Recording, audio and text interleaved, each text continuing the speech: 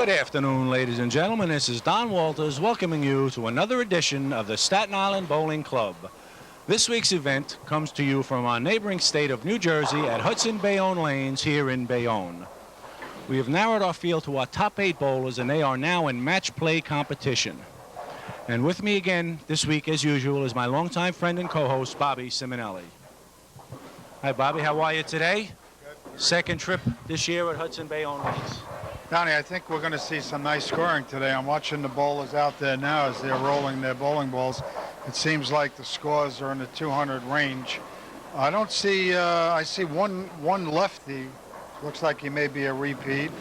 Other than that, I think I'm going to root for the young lady, Mike's wife. Sentimental favorite today. Well, I like to see a woman make it so we can get some of our women viewers out here in the club, just to prove that bowling isn't only for men alone, but it is a handicapped sport.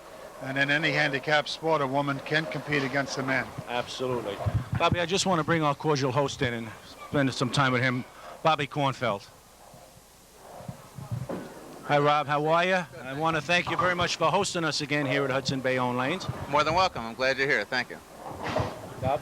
Don, Bob, I'd like to ask you a question. You were on Staten Island for a long time, and you had Staten Island really going nuts with tournaments, and you kept a lot of action alive, and you were sort of a mainstream type guy on Staten Island when it came to bowling. How are we doing here at Hudson Bayonne?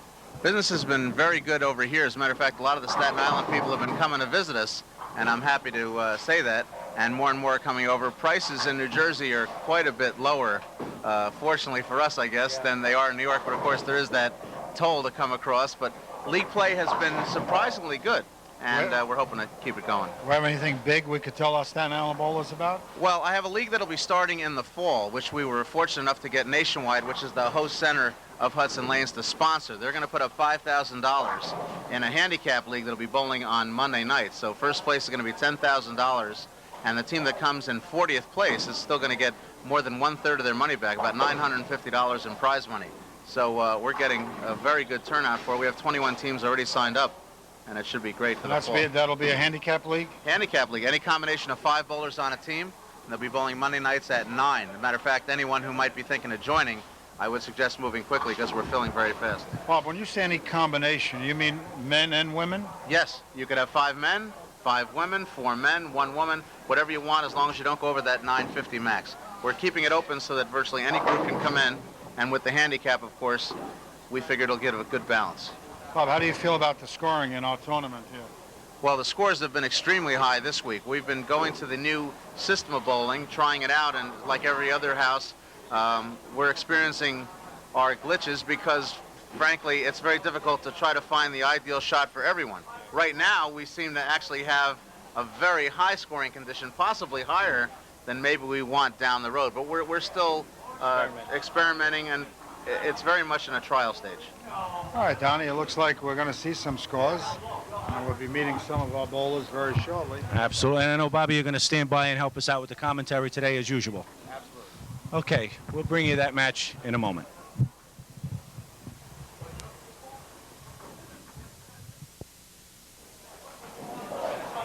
Okay, viewers, we are back with the Staten Island Bowling Club here at Hudson Bayonne Lanes, and we're going to take some time and introduce to you some of the runner-up bowlers in this month's competition. 8th place this month belongs to a man who is looking for his 2nd consecutive title with the Staten Island Bowling Club. He won last month at Showplace Bowling Center. This month was 8th place, Manny Pepitone. Manny, as usual, I want to thank you for coming over the bridge and participating with the bowling club. You're looking for your 2nd title today. Would have given you a bye in the first round of the Tournament of Champions. You bowled who, and what was the outcome? I bowled Ron Pulaski, and I think he got me by 20 pins. Okay, I know you bowled very well in qualifying today to get to the top 8, and you looked pretty good. You were throwing the ball very well. You were certainly comfortable and aggressive, and sometimes these things happen. Right, I just fell apart in that single game. Well, you're still in the TFC. That won't change. Right. And that'll take place in November. And I know I'll see you next month at Country Lanes. I'll be there. As always, thank you, sir. Thanks, Don. Okay, 7th place this month belongs to another man that was looking for a 2nd title of the year. He won at Sunset Lanes lefty Bob Kafel. Hello, Robert. Welcome to Hudson Bayonne. Thanks for your usual support with the Staten Island Bowling Club. You, like Manny, were looking for your second title. Yes, I was. You won at Sunset Lanes. You're both spotty.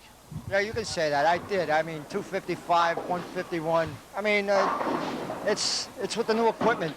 But I thank Ray Lawson for helping me out with my equipment, and Leon Arkin over at Showplace, because I had to get it fixed. They stole my car. Yeah, but I know. For those of you who don't know, Bobby had his car stolen with all his bowling equipment in it, so he had to do some last-minute adjustments to get over here and make the stop.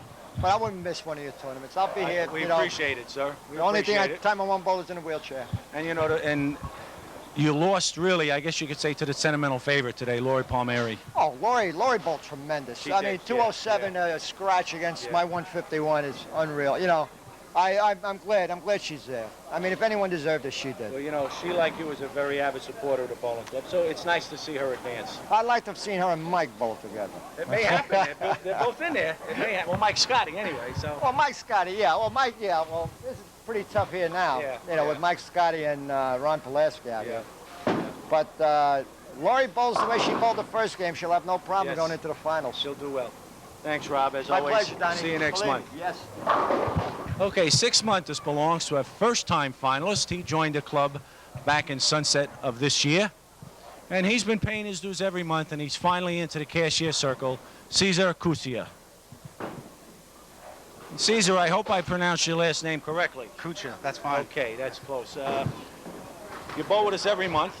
I try You to, give us sure. an entry every month, and it's much appreciated. Thank you. And finally, the handicap caught up to you a little bit, that you got a little bit of a payback this month. Yeah, it helped a little bit. I'm sorry I didn't bowl well enough in the finals here. You bowled against a very hot Mike Scotti. Yeah, he was doing well. I wish he goes all the way. I wish him the best. I saw you made that nice 6-7 conversion, which pumps you up.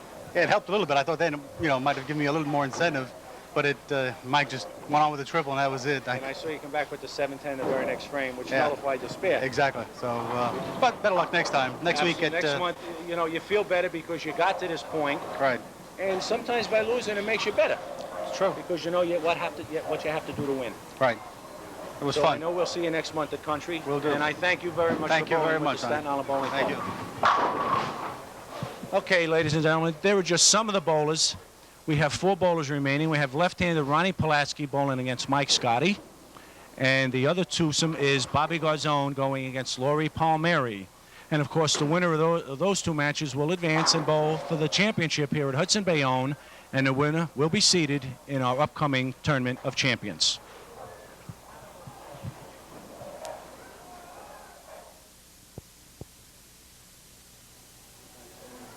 Okay, we are back with our Staten Island Bowling Club here at Hudson Bayonne Lanes. And we're going to pay our 3rd and 4th place finishers this month. 3rd place this month belongs to Bobby Garzone. Rob, I want to start off by congratulating you and thanking you bowling continuously with the Staten Island Bowling Club. You lost to the sentimental favorite in that 2nd match. I hate bowling women in any tournaments. They get the handicap, that's great. She bowled excellent. She made a spare. She made a precious spare. Yes. She's a great bowler, and she's going to have her hands filled with Mike Scotti, because Mike Scotti's throwing real well, and he carries everything, on and off the lanes, even on a golf course. Well, Bob, I want to thank you. I know we'll see you next month, Country Lanes. In fact, next week we start. Okay, Mr. Simonelli, 4th place, or 3rd place rather, this month belongs to one of our avid club members. He's here every month for us, left-handy Ronnie Pulaski, Jr. Nice bowling, Ron. Ron, I got to ask you a question. Bob just left saying he hates the bowl against a woman. Now, I think I'm going to go out on a limb because I picked this woman to make it into the top 2. And I think the fact that her competitor, who she's going to be bowling against, now has to put on pants. He was bowling early with shorts. I have to say I'm going to go all the way with her. How do you feel? Well, Mike Sky has been throwing the ball very well today. The first match he shot 257. Against me, he shot 277. So Male chauvinist, that's what we got, Don. Everybody here is going to go with the guy, and I'm going to go with the lady, and I think I'm going to have a winner. It's going to be a very exciting finish there, Mr. Kornfeld. I think so also. Being that they're both right-handed, obviously we're not going to favor one arm or the other, but From what I see, this woman will be very difficult to beat. She throws the ball straight up. She's extremely accurate. I think it's going to come down a lot to do with the carry. If they get those 10 pins out, How about a performance lot of high in the scoring. 10th frame? You think it'll get down to that point? 8 pin difference in handicap. Absolutely. When you have bowlers of this caliber, you're looking at a match where the one who gets out of the gate is going to have the pressure on the other bowler. I think it's going to come down to that last frame towards the end. Probably go back and forth. I'm interested in seeing it. Rob, how about you? How do you feel?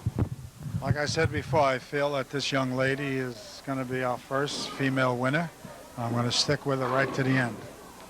And, you know, it's the ludicrous part of the whole situation is Mike Scotti is Laurie's husband's best friend. And when they bowl as a tandem. So it's just ironic that it gets down to this point that they're bowling against one another for the right to represent Hudson Bayonne. That's right. But when it gets down to the finals, forget about the friendships and the relationships. When you get on the lanes, it's you against me, and I want to win. And that's what it all boils down to. And it's going to be an interesting match. And naturally, we're going to bring you that match, and we're going to see who advances to our Tournament of Champions.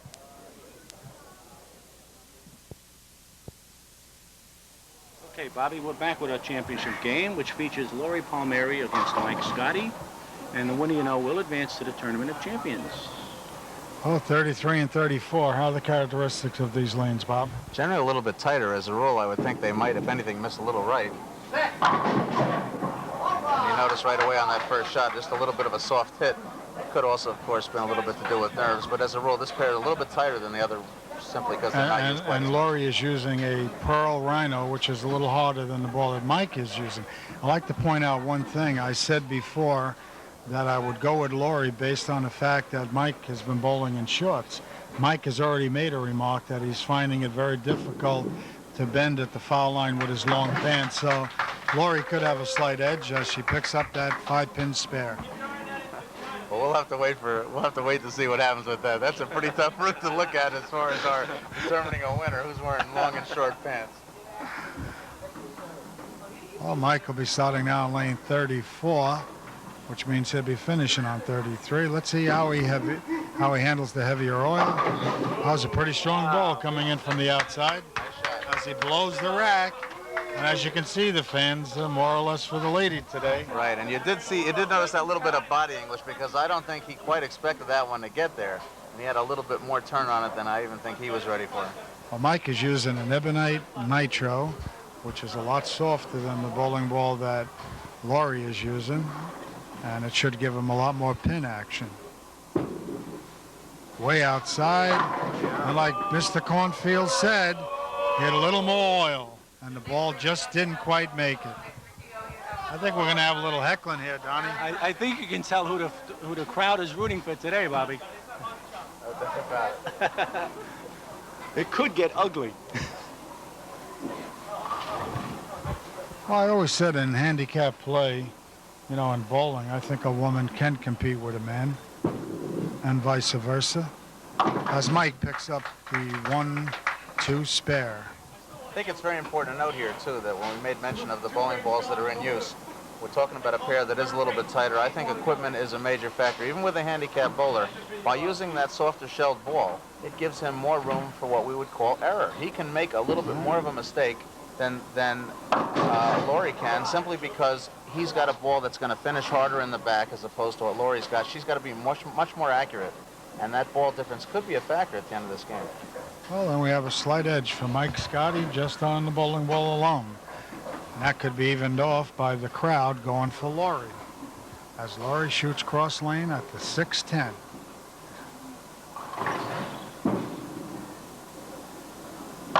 Well, she brings in another difficult spare. Very good on her spares all day today, Bobby. That's why she's advanced to the point she's at right now. Well, you'll find a lot on the Pro Tour, and you're seeing it here, actually, without them probably being aware of it, is the fact that by using a harder shelled ball on your spares, you can throw more direct at it. When you're using that softer shelled ball, you're giving yourself a little bit more room to make a mistake on a spare. It's great for a first ball, but on a second ball, sometimes a harder shelled ball helps you because you can be more straight with it. Laurie looked that time like she was a little late on her release. I seen the thumb come out a little late, and the ball quite didn't have the drive coming up into the pocket, and she left herself with a very difficult spare. Very She's got the 2-8-4. She's going to have to go cross lane on this one, and she's got to watch the oil in the center. She directs it up. Not quite. Leaving the 8-pin. Giving her a 9 count in the third frame. Giving her a total of 44 without handicap. Good lesson for our handicap bowlers to keep in mind when you play a shot where you've got to go cross lane, keep in mind what type of bowling conditions you're on. Here we have dry boards outside and heavy oil in the middle. Very difficult to go straight through the oil, and you saw it on that last spare shot. Mike Scotti didn't quite make it up. I think we're seeing a little carry down on the oil right now, Bob, as his ball didn't seem to react like the last delivery on 34.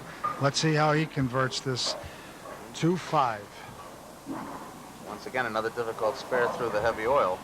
Very easy to chop. Gets it up off the corner. Nice shot. Nice spare from Mike Scotti. Keeping clean through 3. Mike is feeling the wrath of the crowd today at Hudson Bayonne. They're all in the corner of Laurie Palmieri. Without handicap, Mike is up 14 pins at this point. I believe Laurie's getting 8 pins more than yes. Mike. Got an 8-pin spot that has to be So figured he has a 6-pin edge at this point. He directs that ball up from the corner, and he Left little down brings back home out. another strike. Big strike of his own.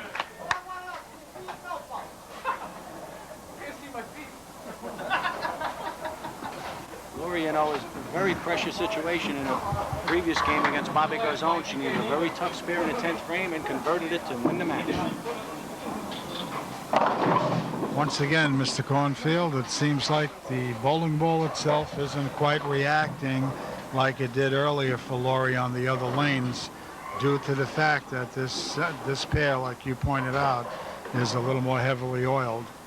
So she's going to have to make some type of an adjustment, getting that ball up higher into the pocket as she rolls for the 5-pin on lane 34. This would have been a good pin to line up on. Absolutely. As Laurie brings home another spare in the 4th frame. We still have a 14-pin edge on Mike Scotti with handicap. He's up 6 pins. A really good lesson to take out of this is to keep in mind that in any center, especially when you're practicing for open play or in a league, when you go to one of the end pairs, you're going to find that they're usually going to be a little bit tighter. Not because they're oiled any differently, but because generally the end pairs will have less play on them. Subsequently, the oil holds up a lot harder. That one she directed up from the corner, and she let it roll up. And Laurie has a strike of her own. I always see Mike Scotti now getting up in the 5th frame with a chance to throw a double. We're watching a good match here. Earlier on this lane, the ball never quite made it up to the head pin. Let's see if he makes any kind of an adjustment as he makes his delivery. And he carries a wall sweeper. That was off the wall. The ball never hit the 5-pin on that one. Right, and he openly admitted that his words were quote-unquote, "that was ugly," and what he really means by that was obviously he wasn't very smooth at the foul line. He got the ball through the track area, and it set up for him, and luckily it did just finish. The last 2 pins out of the deck were the 5 and the 7. It was rather a flat hit, but he got away with it. Oh, here we are on lane 33, delivering off the far outside, and he leaves up